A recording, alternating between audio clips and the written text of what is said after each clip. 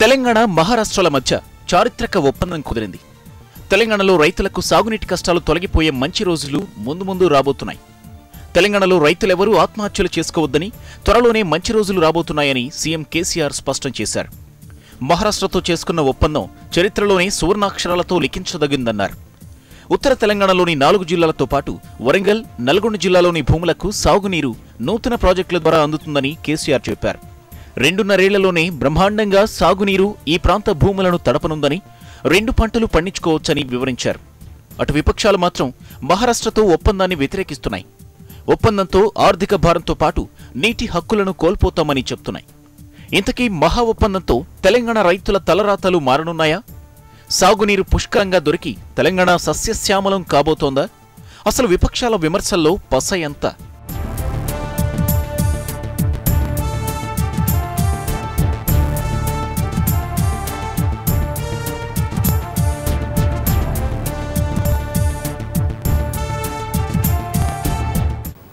తెలంగాణ మహారాష్ట్ర ప్రభుత్వాల మధ్య అంతర్రాష్ట్ర నదీ జలాల పంపకంపై ఒప్పందం కుదరడం సహజంగానే ఆహ్వానించాలి. ఎందుకంటే భారతదేశంలో మనం చూసుకుంటే చాలా రాష్ట్రాల మధ్య అంతర్రాష్ట్ర వివాదాలు ఉన్నాయి.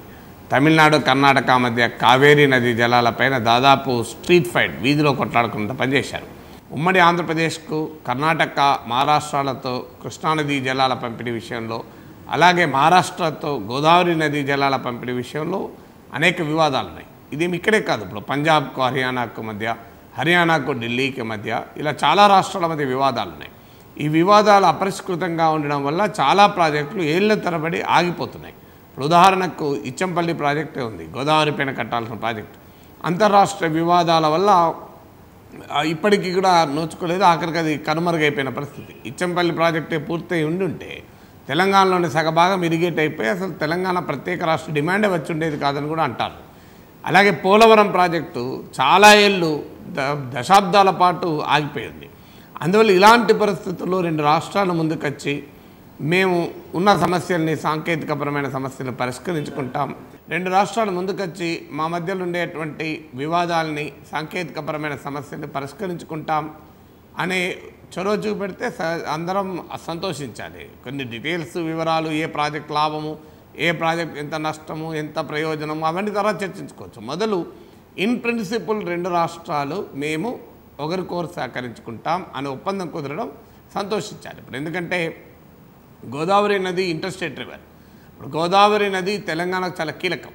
కారణం ఏంటంటే 79% గోదావరి నది క్యాచ్మెంట్ ఏరియా తెలంగాణలో ఉంది. కానీ గోదావరికి ఉన్నటువంటి సమస్య ఏంటంటే అది చాలా కిందికెళ్ళి, దిగువకెళ్ళి ప్రవహించడం వల్ల గోదావరి నదీ జలాలని పూర్తి స్థాయిలో మనం వినియోగించుకోలేకపోతున్నాం.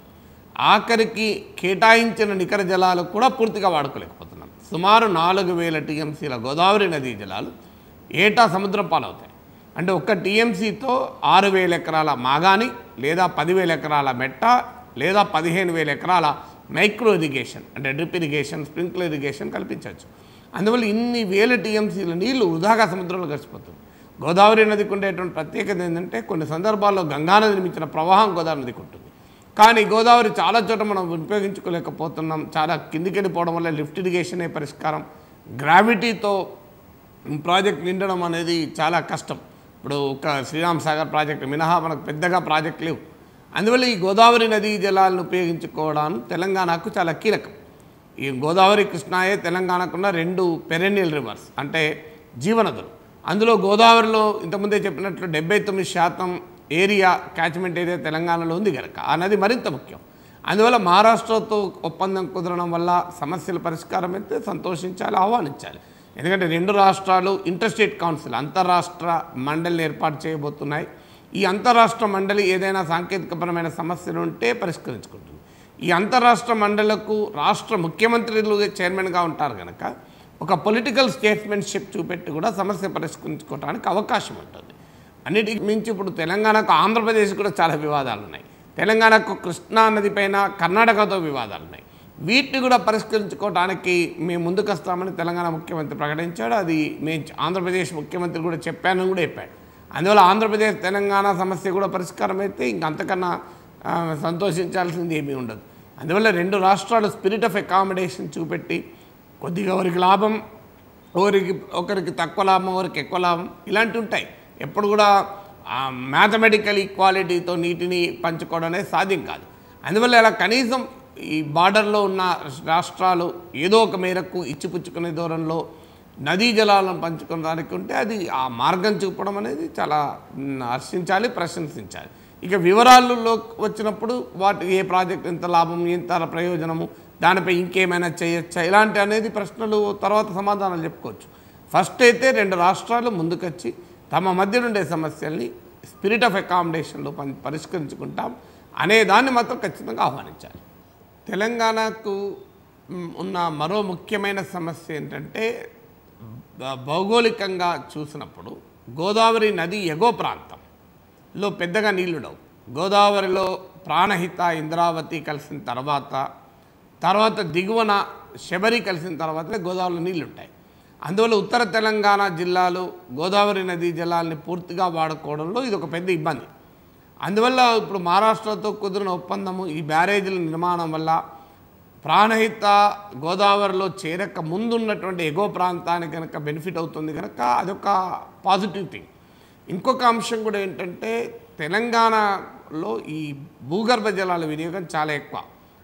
బహుశా భారతదేశంలోనే వ్యవసాయ విద్యుత్ పంపు సెట్లు అత్యధికంగా వాడుతున్న రాష్ట్రం తెలంగాణ. అందువల్ల తెలంగాణలో 1960స్లోనే టెక్నో ఎకనామిక్ అనాలిసిస్ చేసి గ్రౌండ్ వాటర్ను యూజ్ చేయకూడదు, ఇది అన్సస్టైనబుల్ లెవెల్కు పోయింది అని చెప్పారు. అయినా కూడా ఇప్పటికీ తెలంగాణలో అత్యధికంగా భూగర్భ జలాలు వాడుతున్నారు. అందువల్ల ఈ కరెంటు సమస్యలు, రైతుల ఆత్మహత్యలు, అనేక ఇబ్బందులు ఉన్నాయి. అందువల్లనే మనకు తెలంగాణ రాష్ట్ర డిమాండ్ వచ్చినప్పుడు 3 అంశాలు: నీళ్లు, నిధులు, ఉద్యోగాలు. అందులో నీళ్లు మొదటిది.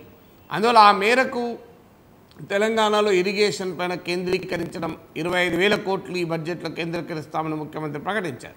ఆ రకంగానే తెలంగాణలో దశాబ్దాలుగా పెండింగ్ ఉన్న ప్రాజెక్టులు పూర్తయితే సంతోషించాలి. ఈ రకమైన ఫాస్ట్ ట్రాక్ పద్ధతిలో పూర్తి చేసేటువంటి కార్యాచరణ కూడా తెలంగాణ రాష్ట్ర ప్రభుత్వం అమలు చేస్తే దాన్ని ఆహ్వానించాలి.